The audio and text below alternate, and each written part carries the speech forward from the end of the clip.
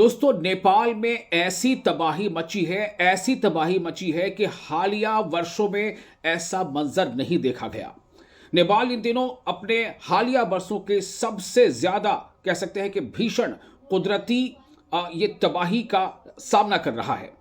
खासतौर से नेपाल तिब्बत बॉर्डर के करीब के जो इलाके हैं वो फ्लैश फ्लड से इतने ज्यादा प्रभावित हुए हैं कि अभी तक जो जानकारी आ रही है उसके मुताबिक 400 के करीब लोगों की जानें जा चुकी हैं, जबकि 1500 से 2000 के करीब लोग अभी भी लापता बताए जा रहे हैं। उनमें से कई मलबे में होंगे और हर गुजरते लम्हे या हर गुजरते घंटे के साथ इसमें इजाफा हो रहा है, चाहे वो मरने वालों की तादाद हो या फिर जो मिसिंग लोग हों। भारत के भी करीब करीब 300 लोग अभी लापता बताए जा रहे हैं। आप जो तस्वीरें देख रहे हैं ना, ये तस्वीरें शायद ही आपने हाल के बरसों में कभी देखी होंगी। आपको इसकी पूरी तफसील बताते हैं कि दरअसल कैसे ये तबाही आई और खासतौर से नेपाल के किन किन इलाकों को इसने ज्यादा प्रभावित किया। आपको ये बता दें कि दरअसल 26 अगस्त को नेपाल तिब्बत सीमा के पास हिमालयी इलाके में एक ग्लेशियर का बड़ा हिस्सा टूट गया। इसके बाद बर्फ, चट्टानों और मलबे का विशाल सैलाब नदियों में जा गिरा और देखते ही देखते भोटे, कोशी और आसपास के नदी सिस्टम में बेहद खतरनाक फ्लैश फ्लड आ गई। एक्सपर्ट्स का कहना है कि यह घटना ग्लेशियर के ढहने और उसके बाद अचानक पानी और मलबे के तेज बहाव से जुड़ी हुई है। इस बाढ़ का सबसे ज्यादा असर नेपाल के रसुआ और नुवाकोट इलाकों में देखा गया। कई गांवों, सड़कों, पुलों और हाइड्रो पावर प्रोजेक्ट्स को भारी नुकसान पहुंचा है।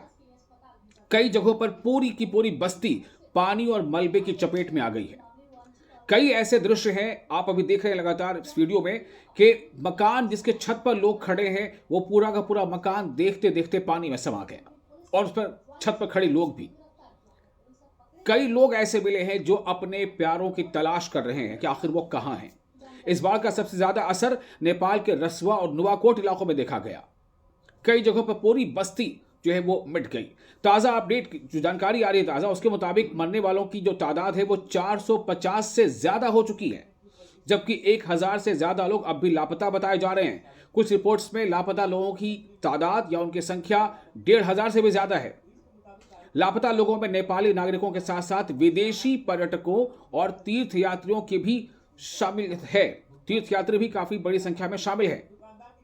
राहत और बचाव के लिए नेपाल सेना, पुलिस और हेलीकॉप्टरों की मदद दी जा रही है, लेकिन पहाड़ी इलाकों में सड़कें टूट जाने और पुल बह जाने की वजह से रेस्क्यू ऑपरेशन बेहद चुनौतीपूर्ण बना हुआ है। कई इलाकों तक पहुंचना अभी भी मुश्किल हो रहा है। हालात इसलिए भी गंभीर हैं क्योंकि बाढ़ वाली जगह के ऊपर एक नई झील बनने की जानकारी सामने आई है और ऐसी आशंका है कि आने वाले 40-50 घंटों में शायद ये झील टूट ना जाए। उस पर दबाव इतना बढ़ेगा कि वो झील टूट सकती है और अगर ऐसा होता है, अगर वो झील टूटती है तो फिर एक बहुत बड़ा खतरा फ्लैश फ्लड की शक्ल में फिर से देखने को मिल सकता है। इसको लेकर चीन ने नेपाल को अलर्ट भी कर दिया है। नेपाल का प्रशासन अलर्ट है और इतना ही नहीं बल्कि नेपाल से जो पानी फिर बिहार या यूपी की तरफ आता है तो बिहार में भी सतर्कता बरती जा रही है। दोनों तरफ के अधिकारियों ने चेतावनी दी है, यानी चीन और नेपाल, कि अगर ये झील या अस्थायी बांध टूटता है तो नीचे के इलाकों में फिर से बड़ा सैलाब आ सकता है। इसी खतरे के चलते कुछ समय के लिए रेस्क्यू ऑपरेशन भी रोकना पड़ा था।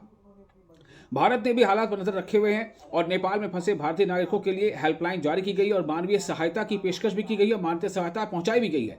कई भारतीय तीर्थयात्रियों और यात्रियों के बारे में जानकारी जुटाने का काम भी जारी है। नेपाल की ये त्रासदी सिर्फ एक कुदरती आफत नहीं बल्कि हिमालयी क्षेत्र में जलवायु परिवर्तन और ग्लेशियरों पर बढ़ते खतरे की चेतावनी भी मानी जा रही है।